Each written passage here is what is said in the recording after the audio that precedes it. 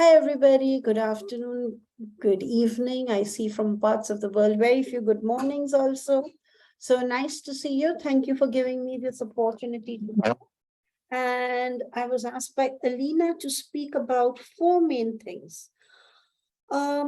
Basically, what is happening with philanthropy currently, what needs to change, how can we build an authentic partnership, and what do we need to do differently? So I'm going to try to address these four things which has been told to me. And please feel free to put questions in the chat while I'm talking so I can address some of those if they need to come.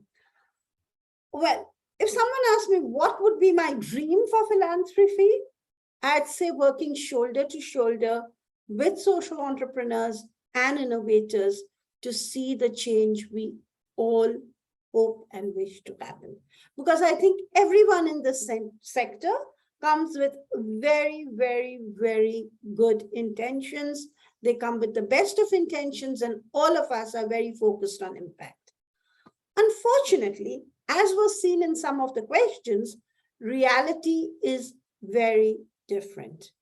There may be the cognitive intent, but then there is a lot of what was put in the thing, a lot of ego. I actually wanted to put the word and hesitated, a lot of hypocrisy. I'm being challenging over here, but a lot of I'll say A and do B sort of a thing.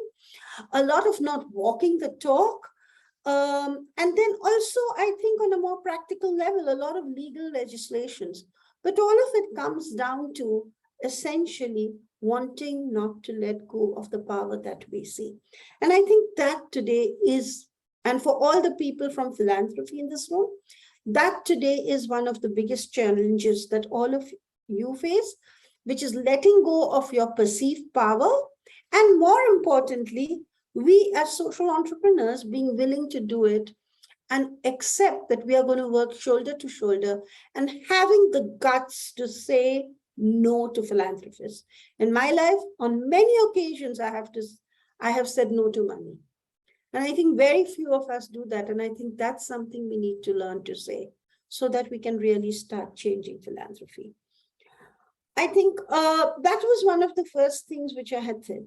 My vision would be, can't we all just work together as friends, as equals, as partners to see the change we want to see happen? I think that would be my overall vision. How can we go about fulfilling a vision like that? I think I put it into three different buckets. And I would first start with the bucket because change that you wish to see has to start from yourself. I would see the change that I wish to see starting with social entrepreneurs themselves. And I would say, or innovators or civil society. I'd say we need to have much more courage. We need to have the guts to say no. We need to have the guts to question. And we need to have the guts to be able to do it. So I think first thing, and the first bucket I would say for civil society is be the change you want to see.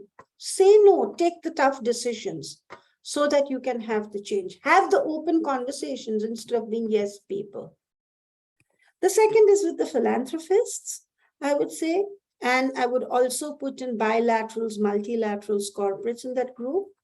Try to let go of the power place that you have and try to work as equals. I see many of the people I work with really trying that. But I think if more and more people tried it, I think it would be really, really good. The third bucket of change that I see is actually policy. A lot of legislature makes giving quite difficult. So I think we need to work at the policy level to make giving much, much more easy. So I think I would put it into three buckets and I put them into circles. So if you can just imagine three concentric circles, I think that would be the best way. Start with yourself, be it you're a philanthropist or an entrepreneur, and then move towards the ecosystem. So these are the three levels of change that we need to see. How are we going to bring it about? I'm going to talk about Catalyst over here. And I see Brad on the call, so you can also reach out to him. My colleague Mel is on the call, and you'll see. Basically, we as social entrepreneurs in Catalyst 2030 got together. Brad was pretty much at the front running of it. And I think, as were many of entrepreneurs, and we signed a collective NGO letter to all donors on what were the principles that we needed to see and what were the principles we hoped donors would follow. They were pretty simple, basic 10 principles. And there, my super efficient colleague Mel has put the NGO letter, so you all can look at it and see what is it that we as social innovators would like to see change happen. 30 donors have also signed this letter because they are saying we are willing to be part of the change process. And my open call would be to every donor and philanthropic organization in this, please go through it. And if you want to be part of it and want to be part of the process of joining a pledge, do join in. So we've got this letter, and in the letter, the main principles are unrestricted funding, multi-year funding, being more inclusive, reaching more proximate leaders, just seeing the change that we want, working as equals with mutual trust and respect. I think that's the main sentiment about the letter. Please do go through it. What we are now working on, and where Mel is facilitating a lot, is actually a pledge. We are asking donors to take a commitment and a pledge to say that they will follow the principles outlined in the letter, and then more concretely asking them to see what actions they can take. So if I'm giving 90% of my funding as restrictive project-based funding, can I in a year make it 20 to 80%, 70%? So sort of trying to get people to make a commitment to change, because that's a big, bold step. And then the second is bring about the change. So I think, again, if you as a donor, if you as a partnership, because I saw the two main groups over here were donors and organizations which were looking to facilitate donors. If you all want to be part of this, please do reach out and we will help be part of the process and help us to shape this, to shape the ecosystem change. Because when all of you come together, then we as donors, as changers, as intermediaries, we can also see what are the legal problems and try to change that. So I think these are the two main things which can be done.